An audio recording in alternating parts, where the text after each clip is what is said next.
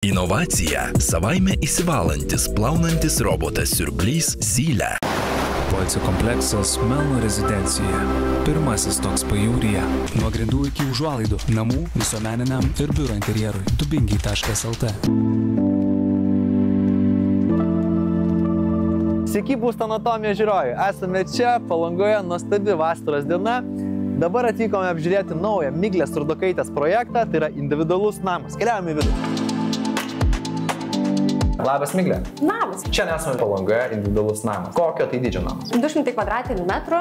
Tai yra ne atostogų būstas, tai yra gyvenamasis šeimos, kurie yra palangiškiai ir tiesiog kūrėsi savo šeimos namus. Papasakok apie istoriją, kaip viskas gimė. Ar buvo kažkoks architektas, kuris projektavo, ar čia buvo tavo pačios įsitraukimas su užsakovu? Klientai susisiekė su manimi ir turėjo pasipaišę ant telefono ekraną kelis skečiukus. Šiandien dar ryte su klientu, kaip tik prieš atvykstant kalbėjom, sako, tu atsimeni tą skečą, nuo ko viskas prasidėjo. Tai iš tikrųjų nuo to skečio ir gimė, truputėlį persibraižėm į gražesnius kubus, kada tos kubus sugalvojom, kad reikia šiek tiek užapalinti, susisieti daugiau su gamta, nes vis dėlto esam Palangoj ir visas šis projektas turi kiekvieną detalę, kuri kalbasi su gamta.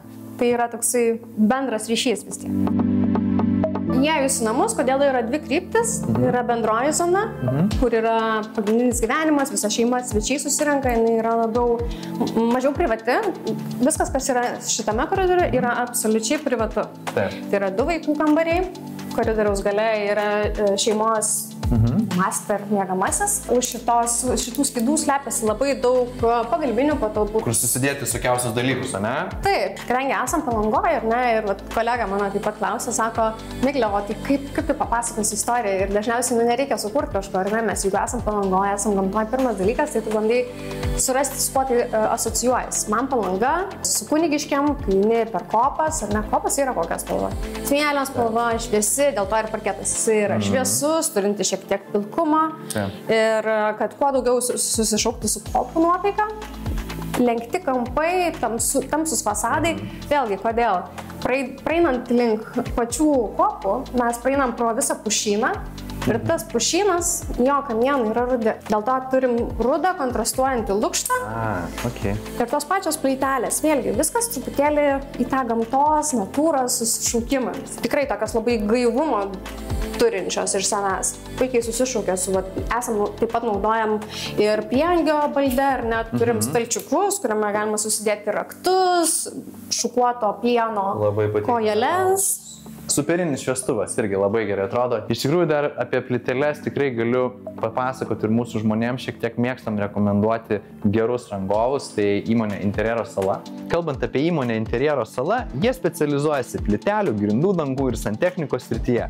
Įmonė turi ilgametę patirtį dirbant su privačiais ir visuomeniniais projektais. Jie bendradarbiauja su dizaineriais bei gali pasiūlyti kompetentingus ir atsakingus meistrus visoms dangoms ir siūlomoms medžiagoms. Čia buvo naudotas didelio gabarito plokštės arklam ir ariostėja gamintojų, imituojančių natūralų akmenį. Naudota ir sienoms, grindims, sanmazgose ir virtuvės svetainės zonos. Šaunuoliai Interjero sala. Pagrindinė erdvė, vyksta gamyba, serviravimas, visa šeima turi vietą susėsti, dar vieną draugą galim prisadinti be problemų. Galim stebėti lengvai, kas vyksta už lango. Tikrai plati, didžiulė erdvi virtuvė, kuri yra labai komfortabili. Turime suslėptus šaldytuvą, didžiulę tokį vadinamą tauerį lentynėlių. Turime integruojamą šaldytuvą, žodžiu, visko, ko žmogui gali reikėti. Jeigu gamina kažką, ar steiką kepa, ar kažką ir norisi tiesiog, kad kvapas neįtų į bendrą erdvę, mes turim galimybę užsidaryti su slankiomis durimis, o kiekvienai dienai iš esmės nėra tikslo gal ir taip labai darinėti, nes labai malonu turėti tą bendrą jungtį. Taip, kadangi gal pats interjeras, ar ne, visos detalės jos turi vertikalumo, židinys vertikalumo, panelės TV baldo vertikalumo, žaliuzės iš savęs, labai aiški, vertikalus ritmas. Išdidina, teisingai. Taip, o kodėl? Pasižiūrėk už langą į mišką. Kas vyksta miške? Mes turim tą patį ritmą, tą patį vertikalumą, mes bandom kuo daugiau susijęti. Žiūrint atgal į virtuvę, lenkti tie fasadai, Kaip viskas susiję Miglė, tai aš nežinau, net dirbtinis intelektas turbūt dar taip gerai nesusiję. Turime tokį semi-smart home, vadinam, ar ne? Galime reguliuoti užuolaidas pilnai užsidarančias, atsidarančias, kaip ir minėjai, visa garso sistema, kiekvienam tualete pajausi įėjęs, kad groja muzika, yra ar nėra šeimininkų, sakykime, bet šiuo metu yra tiesiog jungta ir jinai groja. Turbūt vienas stipriausių akcentų čia bent man yra šis nuostabus židinys, kurio gamintojas yra Focus židiniai. Papasakok apie tai iš tikrųjų, nes man taip apskritai labai įdomu iš inžinerinės pusės, ką jūs turėjote lubose padaryti, kas ten yra į perdangą prigręžta kažkas. Taip, iš tikrųjų nėra kažko labai ypatingai sudėtingo. Perdangoje yra skylė ar ne ir visa sistema persijungia. Kalbant apie šį nuostabų Giro Focus modelio židinį projekte, jo gamintojai prancūzai Focus. Dedami kūrėjo Dominiko Imbert, jie atitraukė ugnį nuo sienos ir sukėlė revoliuciją židinių pasaulyje beveik prieš 60 metų. Giro Focus modelis yra Focus židinių vizitinė kortelė. Focus židinių išskirtinumas, kaip ir patys matote, jie yra gaminami pagal individualų užsakymą, pritaikomi įvairiausiams aukščiams ir situacijoms, pasukami 360 laipsnių. Galima rinktis įvairų kuro pasirinkimą, tai yra mediena, dujos, bioetanolis ar elektra. Šaunuoliai nuostabus Focus židinių projektas. Tai yra betono imitacijos stalas, vienas iš mano tokių dizaino favoritų, ikoninis Toby Ishi, B&B Italijos. Jisai turi kaip ir tokį labai aptakų perimetrą, tačiau ir abi dvi kojos jo yra viena su kita statmenas. Ir jos susišaukia atgal su Focus židiniu. Du šviestuvai, kaip du mėnuliai. Nu, tai šviestuvai kaip du mėnuliai. To paties gamintojo, kaip ir mūsų nešiojamo, vadinkim, žvakė, ar ne, Davide Gropi, ikoninis šviestuvas. Tai jisai mūsų primena ilgas naktis. Na, kol keliaujam iš svetainės, dar užeisim ir į svečių sanmazgą. Taip, Miglė, papasakok apie jį, kas tau čia labiausiai patinka. Turėjom nedidelę vietą, ar ne? Turime tas pačias atsikartojančias plyteles, grindinėse ir žemė. Ir iš esmės, kadangi yra labai aukštas lupas, bet nedidelė erdvė, norėjosi kažkaip ne tai, kad sumenkinti tą efektą, bet dar labiau jį paryškinti, sakykime, su visų veidrodžiu, su pašvietimu LED, taip pat ir pats langas. Viskas, kas yra išaukštinta, yra palikta, taip pat dušo duris. Čia kai ką mes turim įdomaus ir turbūt nėra labai pigus sprendimas. Papasakok šiek tiek, kas čia? Tai yra Antonijo Lupi aksesuarai tualeto, kur pasislėpia pas mus ir tualeto šepetys, tualetinis popierius, jisai integruojasi į vidų, apsisiuva medžio lukštu. Ir atėjom į poilsio zoną. Poilsio zoną, wow. Šiandien ryte klientų klausiau, sakau, pasakykit man 3 geriausius atsiminimus apie projektavimą. Jie sako, abudu nesusitarė, pažymėjo, kad šitas stiklinis sprendimas buvo geriausias. Kodėl? Todėl, kad tai buvo pirmoji mūsų siūlymo idėja, ar ne, kad mes darytumėm kuo daugiau erdvės, matom vaizdą pro šičia, taip pat turim 2 langus čia ir pilnai galim atsiverti. Ir šiek tiek klientė pabijojo, sako, gal ne, truputėlį keiskim vietom. Tai kažkiek pergyveno, permastė tą idėją klientų ir sako, žiūrėk, Miglė, vis dėlto darom taip, kaip planavom. Ir iki šios dienos tai yra jiems geriausias sprendimas. Super. Na, toks rezultatas ir norimas ir sėkmės visą laiką. Tai toks žaidimas su tūriais, ar ne, mes jeigu matome, šitoj pusėje yra lenkta siena, apie aptakumą, pati danga sienos yra mikrocementas, jis kuriantis ramybės jausmą. Priešingoje pusėje iš medžio lukšto turime tarsi kvadratinį tūrį. Tai taip žiūrint ar ne į šitą pusę, mes supriešiname vieną su kitu ir kuriame dinamiką. Ir iš tikrųjų, žinai, pats namo išplanavimas, kadangi tai yra L formos namas, jisai duoda čia dar papildomą privatumo, tu neturi priešai svetainę. Jeigu būtų U formos namas, tu kažkokį turėtum neva priekį ten svetainę, gal ten dar gerai visai žiūrėti, kas ten vyksta, bet šiuo atveju tai yra atsiverimas į kiemą, į mišką, į medžius ir, na, namo forma L man asmeniškai viena geriausia. Labai erdvi, labai lengvo pojūčio vonia. Didžiulis veidrodis, kuris atgal mum atspindi ar ne miegamojo vaizdą, didžiulė kriauklė, stalčiukai, daug iš tikrųjų naudojam šitos ramios plytelės. Taip, silk paviršius sunku atskirti, ar tai yra akmuo, ar tai yra plytelė. Bet jis turi tą tokį vis tiek šiek tiek tą matiškumą ir tą švelnumą. Tai malonu iš tikrųjų įliesti. Manau, kad nelabai ir slidus jis yra. Turim vėl tokį patį šildytuvą ar gyvatuką, kaip jisai vadinasi, tarp kitko labai elegantiškas, man labai patinka. Turim ir šviesą, jei jūs tokia intimesnė. Gražu, gražu. Na, šitas plytelės tikrai, jos yra įspūdingos ir jos čia visur dominuoja.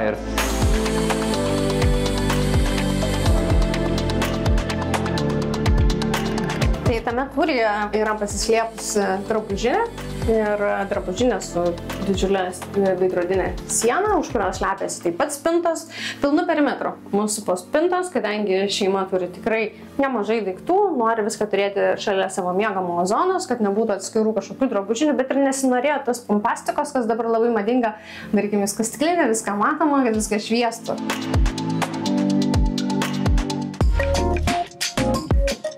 Kadangi šeima turi 2 sūnus, tai yra vaikų kambarys. Šitas kambarys buvo toksai, vadinkim, daugiau porkalas. Turime grafiti imitacijos tapetą. Turime šviečiantį neoną, kuris sukuria tam tikro charakterio.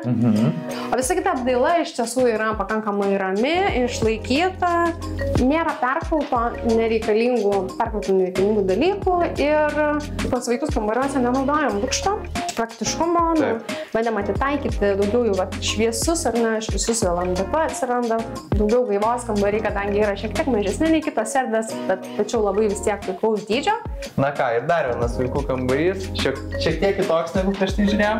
Taip, kiekvienas vaikas yra asmenybė, skirtinga ar ne. Čia naudojame daugiau mikrocemento apdailą, daugiau žaidžiam su šviesiu LMDP, taip pat tekstūriškų, tokių tekstilinių fasadų. Ir labai fainai iš tikrųjų yra šitą lentynos idėja. Labai gera. Taip, ir buvo labai svarbu, kad modeliukus galima būtų pasieksponuoti ar ne. Tai kas su ja yra fainai, kad gali ištraukti šitus laikiklius ir pakeisti kiekvieną kartą kaip kitaip nori. Jeigu tavo modeliukas tampa labai ilgas, galime ir sujungti. Migle, kaip tu čia jautiesi? Puikiai. Kadangi ir su klientais buvo nuostabi aura ir tie patys namai yra tikrai tokie, kokius aš įsivaizduočiau ir savus namus. Man jie yra be proto artimi, mieli ir kiekviena detalė yra išgyventa, išjausta. Ir jinai yra, kaip ir minėjau, kam yra prabanga stiklinis šandelieras, o kam yra išlaikytumas, tęstinumas, kokybiškas daiktas, jinai nėra garsi, jinai yra tyli, rami ir jautiesi apsuptas gamtos, ramybėje, atitolęs nuo visų šalmų. Pritarsiu tau, iš tikrųjų, man šis objektas yra absoliučiai, atrodo, tinkamas. Nuo namo formos, L formos, nuo aukštų langų, aukštų lubų, atskiros virtuvės zonos, atskiros miegamųjų zonos, miško šalia. Atrodo, ko daugiau ir reikia žmogui, ne? Bet iš tikrųjų, kad iki tokio namo ateiti, reikia pasistengti, reikia daug pasistengti. O tau aš palinkėsiu nebrėstančio kūrybinio įkvėpimo ir labai tikimės dar nemažiau nuostabių tavo projektų ar čia, ar kitoj šalyje, į kuriuos labai norėtum užsukti. Ačiū tau. Ačiū tau. Iš tikrųjų noriu paminėti, kad mūsų vieni pagrindinių partnerių įmonė Krinona taip pat yra namų technikos ekspertai. Įmonėje Krinona rasite įvairiausių namų švaros prekių. Tai yra dulkių siurbliai, oro drėkintuvai, valytuvai ir žinoma drabužių lyginimo priemonės. O su specialiu kodu, kurį rasite apačioje, visuomet jums, mieli žiūrovai, taikomi ir specialūs pasiūlymai, speciali nuolaida.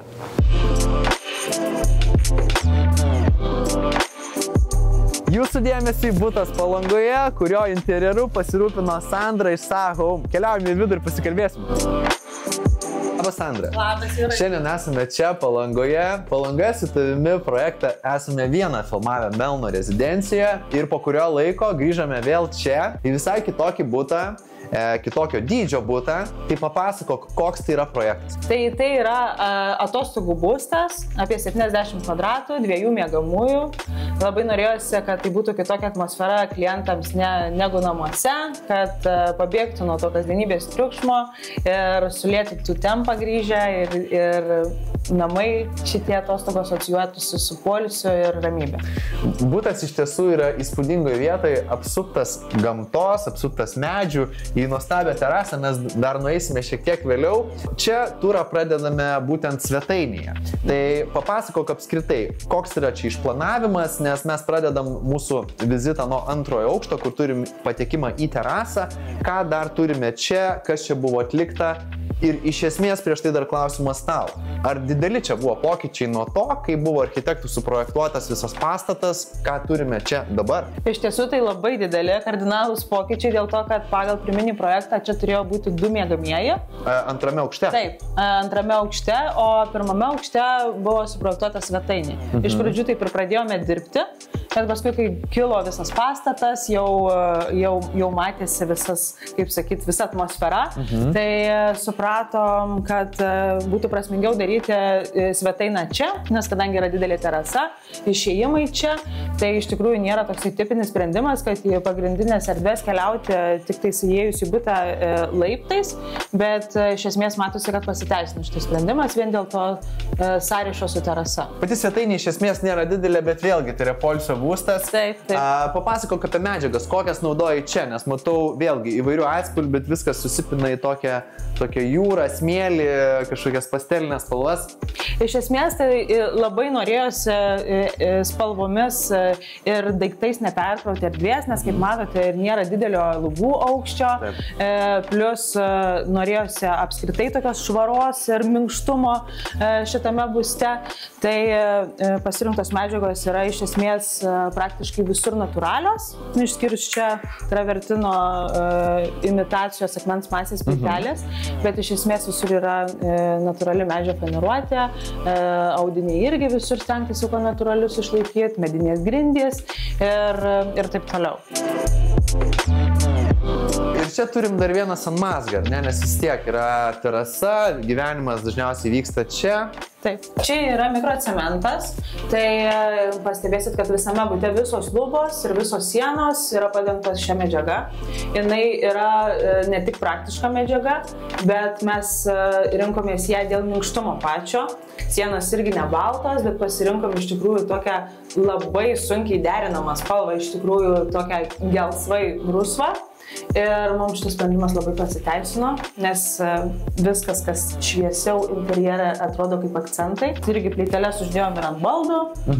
O, tikrai gražiai atrodo šitas. Jo, pasislepia tada visi dalykai susideda. Dar ką norėčiau paminėti, kad irgi atrodo gal šiek tiek tokia kaip ir smulkmena, bet visame bute darėme duris iki pat lubų. Atrodo įspūdingiau viskas, kai tos duris iki tiek yra, bet projektavimo, jeigu aišku, reikia jau pasižiūrėti, kad visur viskas sueitų, niekas niekur nesikliudytų. Tai viskas pavyko puikiai. Labai patinka man ir kai viršūnė nebūna jokios taktos ir atsidaro tos lubos. Visiškai kitoks jausmas, visiškai kitokios durys ir tikrai vertas. Aišku, kad dar buvo iššūkis, kad iš tiesų tai maža virtuvė gaunasi tokioje kvadratūroje, sunku sutalpinti viską, tai ir sala atsirado iš tikrųjų sujungta su stolu dėl tos priežasties. Tai kartu ir sala, ir stalas, ir atsiranda 3 dideli stalčiai, kur tikrai tokioje kvadratūroje jau galima kažką pasidėti. Ir taip pat padarėm indaują.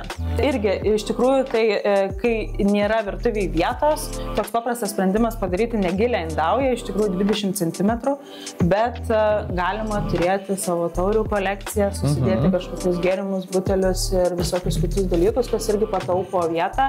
Iš tikrųjų, šiame bute matau labai daug gamintų pagal užsakymą baldų ir dažnai mums rašo žiūrovai, klausia, kas gamino, kokią plokštę, kokią spalvą, tai mes vėlgi drąsiai galim teikti, kad projektą įgyvendino įmonė MS Baldai. Jeigu kažkam įdomu, drąsiai gali pasidomėti, ką jie daro, kaip jie viską daro. Panašu, kad ir galbūt iššūkių netrūko šiame būste, bet viskas veikia, viskas gražiai atrodo, tai turbūt, tikimės ir užsakovai bus laimingi. MS baldai šaunuoliai. Kalbant apie šį MS baldų projektą, kaip ir patys matote, dėmesį traukia ne tik dizainas, bet ir tai, kaip jis buvo įgyvenintas. Visi baldai čia nuo spintų iki paslėptų nišų, nuo lieto akmens, stalviršių, forminių veidrodžių iki metalo konstrukcijų, tai MS baldai. Kas yra apie nestandartinių baldų gamybą, profesionalumą ir sugebėjimą įgyvendinti kompleksinius sprendimus be kompromisų. Kaip sako MS baldai, tai yra ne tarpininkai, ne surinkėjai, ne viena sritis, o visa baldų architektūra. Patinka man tas mikrocementas čia. Iš tikrųjų, eini, gali prisiliesti ir turbūt priežiūra jo yra pakankamai lengva.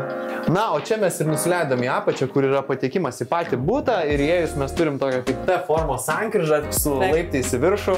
Turim svečių ar vaikų miegamą ir antrą miegamą ir turim turbūt master, tą vadinamą pagrindinį miegamą. Tai gal nuo to ir padėkime? Tai iš tikrųjų, jeigu jau matai, kad įeinam į minkštesnę zoną, tai ir kita grindų danga, tai mums irgi labai pasiteisinus yra kiliminė danga miegamosiuose ir klientai irgi džiaugiasi, ir mes džiaugiamės.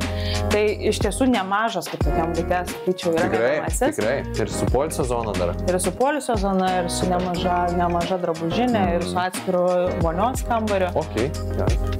Lova irgi 1,80 m tilpo, tai kaip tokios kvadratūros bute, tai sakyčiau, gana nemažas yra. Mes turėjom tik 4 cm laisvumo šitai lovai. 4 cm? 4 cm, kaip dabar atsimenu jo. O kur jie buvo? Iš vienos pusės ir iš kitos pusės yra 4 cm. Geras. Tai visą laiką atrodo, kad o jei kažkas didesnę lovą pagamins, mes ten turim tik 4 cm. Bet čia galim išduot paslaptį, kas nebebus paslaptis. Mūsų draugai ir partneriai įmonė Elegant Home. Iš tikrųjų, nuostabus pavyzdys, kaip dirba dizaineriai ir įmonės, tarkim šiuo atveju tai yra Elegant Home, kur teisingai susiplanavot, tilpo konkreti lova, kokios klientai turbūt ir norėjo ir nereikėjo sienos po to kažkokios atstumti ir sumažinti spintos. Taip. Ne viename mūsų projekte esate matę įmonės Elegant Home produkciją. Pas juos galime rasti platų asortimentą ir pasirinkimą baldų, šviestuvų ir aksesuarų. Kai jums reikia suderinti keletą gamintojų produktus visame objekte, Elegant Home profesionali ir atsakinga komanda viską sužiūrės, kad viskas atvyktų laiku, todėl visiems bus ramu. Kas nesimato šiame projekte, bet yra neatsiejama įmonės Elegant Home dalis, tai yra komandos profesionalumas, gebėjimas sužiūrėti, ką pasiūlyti, norint įgyvendinti dizainerio vizijas iš to, kas yra rinkoje tinkamo dizaino, parinkti kainas ir žinoma atsižvelgti į geriausius terminus. Dar nepakalbėjom apie akcentą miegamojo, tai yra apskritimas su bangų motyvais. Toks grubesnis sprendimas, bet su apšvietimu, su visa minkšta aplinka jisai gražiai susižiūri. Žinai, kada kambarys šitas pakankamai didelis gavosi, tai turbūt negaila ir čia buvo atstumti tą gipsą šiek tiek daugiau, nes jeigu čia būtų vietos mažai nuo lovos, tai čia nieko panašaus būtų nesigavę, nes vien čia karkasėlis gipso, kiek čia turbūt 14, kokį 12 cm. Kažkas tokio, jo. Tai labai, iš tikrųjų didelė erdvė, tada tu gali daug ir dalykų pasidaryti. Tai šiek tiek paminėjom jau apie spintas, čia turbūt kažko labai mes išskirtinio neturėsim. Tai dar jaučiu ir LED apšvietimą rasti. LED apšvietimas, žinoma, ratanus, nu irgi atrodo gal toksai paprastas sprendimas, bet irgi kaip jį dažyti, kaip jį klijuoti, kaip jį temti, ištemti, visas šitas rėmelio motyvas iš tikrųjų tai reikalavo tokių sprendimų. Tai čia yra svečių kambarys, jisai yra labai nedidelis, labai nedidelės kvadratūros, tai irgi kiekvieną centimetrą spaudėm, kiek galėjom, lova minimali. Ta minimali 1,60 m čiužiniui, bet jinai neturi, kaip matote, vidinėje padų, kad kuo mažiau tą patalpą užgošti, bet kad atitiktų visas funkcijas. Aišku, tokiame kambaryje visada galima pastatyti išskleidžiamą sofą, bet čia priėmėm tokį sprendimą, kad atsiras normali lova ir išspaudėm iš to kambarių. Bet ir gerai, va čia ką ir kalbėjom maname kambaryje, kad iš tikrųjų reikia praėjimo, neturit kažkokio tai storo ar ne lovos krašto, tai turit ir praėjimą. Taip.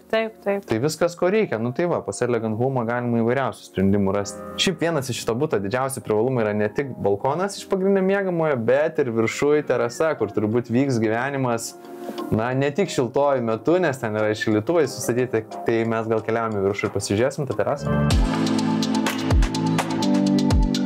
Na ką, įspūdinga terasa. Wow, čia didelė apie 80 kvadratų terasa. Su visais privalumais. Turim ir atskirą virtuvę, ir grill zoną, ir kampą, ir džiakuzi. Wow, nu jo, čia kaip sakyt, nors ir šiandien ne pats vasariškas lietuviškas oras, bet, na, aš manau, kad čia jausmas vasara nuostabus. Turim ir dušą, Taip, o dušas labai gerai tiek po pagal pirties. projektą nebuvo numatyta niekas, nei džakuzi, nei dušas, nei šita stoginė. Tai labai pirminiam jau projektavimo etape nusprendėm, kad reikalingas stogelis, kad veiktų ta terasa ilgiau, o paskui projekto eigoje sugalvojom ir kad lauko dušą būtų patogu įsitaisyti, kad nereikėtų tenais lakstyti svečiam ir visą kitą per pagrindinės zonas.